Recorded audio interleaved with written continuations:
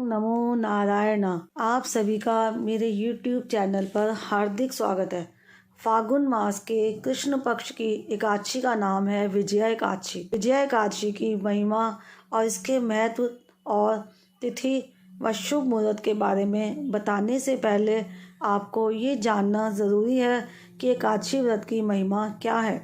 आखिरकार क्यों एकादशी का व्रत रखा जाता है।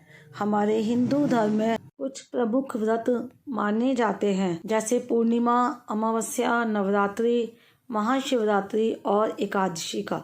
इन सभी व्रतों में जो सबसे प्रमुख, सबसे उत्तम व्रत माना जाता है वो माना जाता है एकादशी का। एकादशी का व्रत सबसे ज़्यादा कठिन माना जाता है, क्योंकि उसमें पूरे 3 दिन तक नियमों का पालन करना होता है। और एकादशी का व्रत रखने से जब किसी की कुंडली में चंद्रमा कमज़ोर स्थिति में होता है, तब ऐसे लोगों को मानसिक तनाव बना रहता है। जल्दी जल्दी ऐसे लोग नाराज़ हो जाते हैं, जल्दी जल्दी प्रसन्न हो जाते हैं, अपने आप ही दुखी हो जाते हैं, बिना किसी कारण के परेशान होने लगते हैं, या ऐसे लोगों को हर समय शारीरिक समस्याएं घेरे रहती हैं। तो अगर एकादशी का व्रत ऐसे लोग रख लें तो ना केवल उनके मानसिक तनाव दूर होंगे, बल्कि उनकी शारीरिक स्थिति पर भी इसका बहुत अच्छा प्रभाव पड़ता है। वैसे तो हर एकादशी का अपना अलग ही महत्व है। हर एकादशी अपने आप में एक अलग ही पुण्य देने वाली है। एकादशी का व्रत रखने से व्यक्ति के अगले पिछले सभी जन्मों के पापों का प्रायश्चित हो जाता है।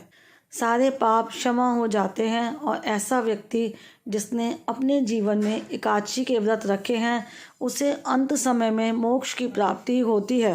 अगर किसी की कुंडली में किसी भी ग्रह से कोई अशुभ प्रभाव देखने को मिल रहा हो, तब भी ऐसे में एकादशी का व्रत रखने से ग्रहों के प्रतिकूल या बुरे प्रभाव को काफ़ी हद तक कम किया जा सकता है। हिंदी पंचांग के अनुसार 11वीं तिथि की एकादशी का व्रत 11वीं तिथि को एकादशी का व्रत रखा जाता है। ऐसे में फागुन मास के कृष्ण पक्ष की एकादशी, जिसका नाम विजया एकादशी है, जैसा कि इसका नाम है ऐसा ही इसका महत्व भी होता है। इसलिए विजया एकादशी के दिन जो भक्त सच्चे मन से भगवान विष्णु की पूजा करता है, भगवान श्री राम की पूजा करता है, उनको हर काम में सफलता प्राप्त होती है, शत्रुओं पर विजय प्राप्त होती है। विजया एकादशी का व्रत रखने से बड़ी मुश्किलों को आसानी से दूर किया जा सकता है। जीवन में कोई कष्ट है, कोई दुख है, तो वो भी एकादशी व्रत के प्रभाव से दूर हो जाते हैं।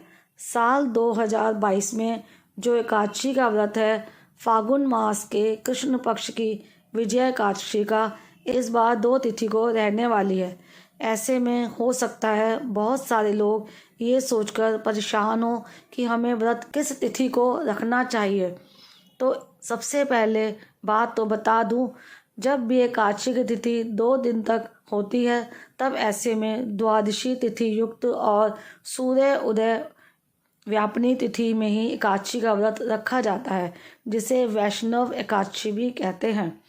जो व्यक्ति मोक्ष की कामना रखता हो, अपने पापों का प्रायश्चित करना चाहता हो, जन्म मरण के बंधन से दूर होना चाहता हो, या जीवन में हर प्रकार के सुख भोगना चाहता हो, ऐसे व्यक्ति को द्वादशी तिथि युक्त एकादशी का व्रत रखना चाहिए। विजया एकादशी का महत्व इतना ज़्यादा है कि इस व्रत को स्वयं भगवान श्री राम ने भी रखा था। रावण से युद्ध करने से पहले उन्होंने इस एकादशी का व्रत विधि विधान से किया था। तब इस व्रत के प्रभाव से ही उन्होंने रावण को मारकर युद्ध में विजय प्राप्त की थी। भगवान कृष्ण ने भी कंस से युद्ध करने से पहले इस व्रत को धारण किया था। धर्मराज युधिष्ठिर ने भी महाभारत में युद्ध प्रारंभ करने से पहले विजया एकादशी का व्रत किया था, जिस कारण उन्हें महाभारत के युद्ध में विजय प्राप्त हुई थी। इसी प्रकार यदि कोई व्यक्ति अपने जीवन में अपने शत्रुओं से परेशान है, अपने जीवन में आ रही बाधाओं से परेशान है, या हर काम में उसे सफलता प्राप्त नहीं होती, बार बार वो लाख प्रयास करने के बाद भी लाख मेहनत करने के बाद भी अगर असफल होता हो तो जीवन में एक बार विजया एकादशी का व्रत अवश्य रखना चाहिए। विजया एकादशी के दिन भगवान श्री हरि की मूर्ति या तस्वीर स्थापना कर भगवान को पीले फल, पीले फूल और पीले वस्त्र अर्पित करने चाहिए। भगवान श्री हरि को गोपी चंदन का तिलक लगाना चाहिए या आप चंदन का भी तिलक लगा सकते हैं। आजकल जो भी मौसमी फल मिलते हैं, चाहे वो बेर हो, अमरूद हो, अंगूर हो, केले हो, उसका भोग भी आप भगवान श्री हरि को लगा सकते हैं। भगवान श्री हरि के साथ साथ विजया एकादशी के दिन माँ लक्ष्मी जी की भी पूजा अवश्य करनी चाहिए। जिस घर में भगवान श्री हरि के साथ माँ लक्ष्मी जी की भी पूजा होती है, वहाँ कभी भी आर्थिक समस्याएं नहीं आती। वहाँ घर में, धन में, रोजी रोटी में बरकत होती है। एकादशी के दिन और द्वादशी तिथि के दिन अपनी सामर्थ्य के अनुसार आप कुछ ना कुछ दान अवश्य करें। पीले रंग की चीज़ों का दान ज़्यादा से ज़्यादा दान करना चाहिए। आप फलों का, अन्न का, रुपए पैसे, किसी भी वस्तु का अपनी सामर्थ्य के अनुसार दान कर सकते हैं। एकादशी का व्रत निराहार रहकर और फलाहार रहकर दो तरह से रखा जाता है, तो जिसकी जैसी सामर्थ्य हो उसके अनुसार आपको व्रत रखना चाहिए। यदि आप फलाहार ग्रहण करना चाहते हैं तो एकादशी के दिन भर उपवास रखकर शाम को पूजा और आरती और व्रत कथा सुनने के बाद में आप फलाहार ग्रहण कर सकते हैं। फलाहार में आज के दिन ताज़े फल, मेवे, चीनी, कुट्टू, नारियल, दूध, अदरक, काली मिर्च और इसके अलावा साबूदाना और शकरकंद का भी प्रयोग कर सकते हैं।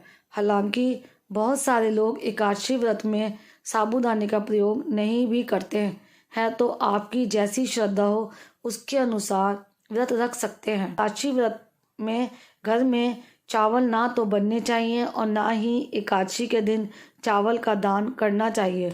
अगले दिन द्वादशी तिथि को आप चावल का दान कर सकते हैं। यहाँ तक कि एकादशी व्रत में भगवान श्री हरि को अक्षत भी नहीं लगाया जाता है। कहते हैं एकादशी के दिन जो भी चावल का प्रयोग करता है, चावल का सेवन करता है, उसे अगले जन्म में धरती पर रेंगने वाले कीड़े मकोड़ों का जन्म मिलता है। एकादशी व्रत के नियमों का पालन दशमी तिथि से ही प्रारंभ हो जाता है। दशमी तिथि को किया गया भोजन शुद्ध सात्विक होना चाहिए, यानी कि बिना लहसुन प्याज का और मांसाहार का प्रयोग तो आपको दशमी तिथि को भी नहीं करना चाहिए। यदि आपने गलती से मांसाहार का प्रयोग कर लिया है तब आपको एकादशी का व्रत अगले दिन बिल्कुल भी नहीं रखना चाहिए। एकादशी के दिन आप ब्रह्म मुहूर्त में उठे, स्नान आदि से निवृत्त हो, हाथ में जल या पुष्प लेकर संकल्प लें, पूजा करें, मंत्रों के जाप के साथ व्रत कथा पढ़ें या सुनें और फिर दिन भर उपवास रखते हुए आप अगले दिन यानी कि द्वादशी तिथि को शुभ मुहूर्त में ही अपना व्रत खोलें तथा एकादशी व्रत का विधान बतलाया गया है। आइए अब जान लेते हैं विजया एकादशी की तिथि और शुभ मुहूर्त के बारे में। इस बार 26 फरवरी शनिवार और 27 फरवरी के दिन एकादशी की तिथि रहने वाली है। जो भक्त द्वादशी तिथि युक्त एकादशी का व्रत रखना चाहते हों वो 27 फरवरी रविवार को व्रत रख सकते हैं और जो इस नियम को नहीं मानते वो 26 फरवरी शनिवार के दिन भी एकादशी का व्रत रख सकते हैं। एकादशी की तिथि प्रारंभ हो रही है शनिवार की सुबह 10:49 से, जिसकी समाप्ति होगी 27 फरवरी रविवार की सुबह 8:12 पर।